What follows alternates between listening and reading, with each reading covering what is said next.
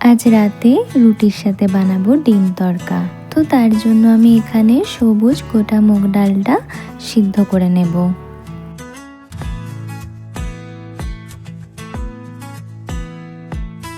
ভালো করে ধুয়ে আগে পরিষ্কার করে নেব।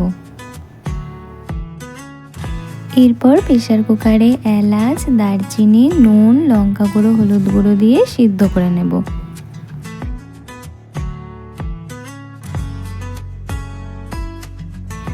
এখানে আমি পেঁয়াজ, রসুন সব কেটে রেডি করে নিচ্ছি। আর ও এখানে আমাকে রুটির জন্য আটাটা মেখে দিচ্ছে। এবার আমি কড়াইতে একটু তেল দিয়ে রসুন, আদা, কাঁচা লঙ্কা আর পেঁয়াজ এগুলো ভালোভাবে ভেজে নেব। এরপর এতে লঙ্কা গুঁড়ো, হলুদ গুঁড়ো, জিরে গুঁড়ো, কাসুরি মেথি আর তড়কা মশলা দিয়ে ভালো করে মশলাটা বানিয়ে নেব।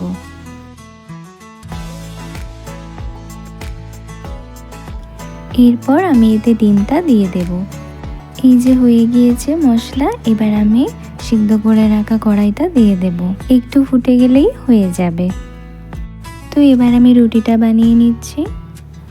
এত গরম না, রান্না করতে করতে যেন হাঁপিয়ে যাই, তাই রুটি করে এখন একটু ফ্যানের নিচে বসলাম। তো এবার আমরা ডিনার করে নেব। আজ এখানেই ভিডিওটা শেষ করলাম। ভালো থাকবেন।